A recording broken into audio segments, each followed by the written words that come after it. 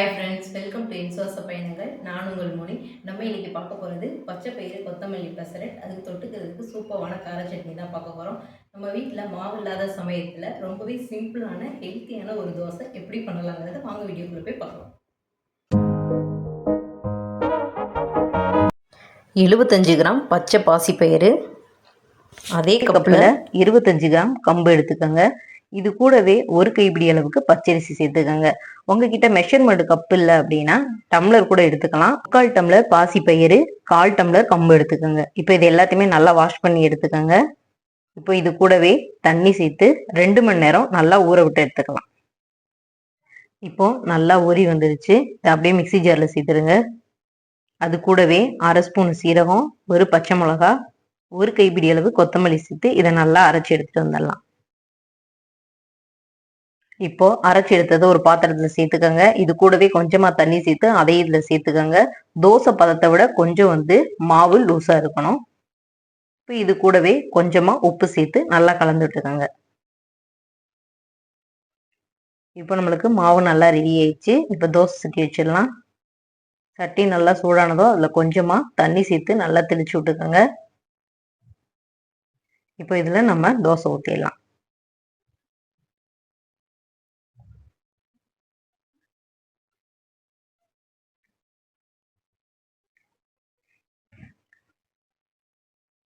இப்போ நல்லா வேகவும் முன்னவும் பின்னவும் பரட்டி விட்டு நல்லா வெந்ததும் எடுத்து வேற பிளேட்டுக்கு மாத்திருங்க.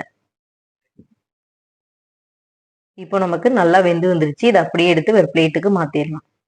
இப்போ சட்னிக்கு ரெடி பண்ணிடலாம். ஒரு வானலியில கொஞ்சமா எண்ணெய் சேர்த்துக்கோங்க. எண்ணெய் நல்லா சூடானதோ அதுல 1 ஸ்பூன் கடலை பருப்பு சேர்த்துக்கோங்க. இது கூடவே ஒரு பெரிய வெங்காயத்தை கட் பண்ணி அதையும் இதுல சேர்த்துருங்க. சேர்த்து நல்லா வதக்கிக்கோங்க. இது கூடவே 3 பூண்டு சேர்த்துக்கோங்க. பெரிய பூண்டா இருந்தா 3 சேருங்க. சின்ன பூண்டுனா 4 பூண்டு சேர்த்துக்கோங்க. இது வதங்குறதுக்கு தேவையான அளவுக்கு உப்பு சேர்த்து நல்லா வதக்கிக்கோங்க.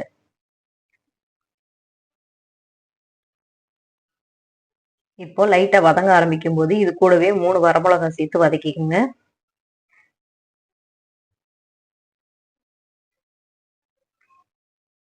இப்போ இது கூடவே 2 தக்காளியை கட் பண்ணி அதையும் இதுல சேர்த்து நல்லா வதக்கிக்கோங்க.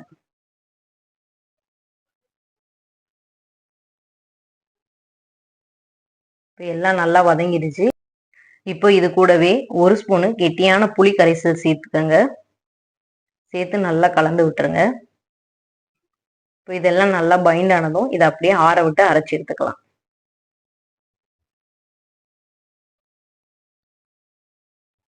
இப்போ நம்ம இதை அரைச்சி எடுத்தாச்சு. அப்படியே இதை வேற பாத்திரத்துக்கு மாத்திடலாம். இப்போ இதை அப்படியே வேற பாத்திரத்துக்கு மாத்திட்டு நம்ம இதுக்கு தாளிச்சு கொடுத்துடலாம். நம்ம வீட்டில் மாவு அரைக்காத இல்லாட்டி மாவு இல்லாத சமயத்துல இதே மாதிரி ஒரு சூப்பரான தோசையை, சிம்பிளான ஹெல்த்தியான தோசையை நீங்களும் கண்டிப்பா வீட்டில் இதை ட்ரை பண்ணி பாருங்க.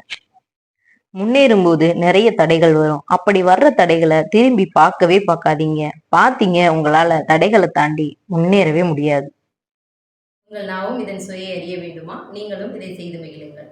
நாங்கள் போகிற வீடியோஸ்லாம் உங்களுக்கு பிடிச்சிருந்துச்சு அப்படின்னா லைக் பண்ணுங்கள், மறக்காமல் சப்ஸ்கிரைப் பண்ணுங்கள். அப்படியே கீழே இருக்க பெல் ஐக்கானே ப்ரெஸ் பண்ணுங்கள். அப்போ தான் நாங்கள் போகிற வீடியோஸ்லாம் உங்களுக்கு நோட்டிஃபிகேஷனில் வரும். Thank you friends.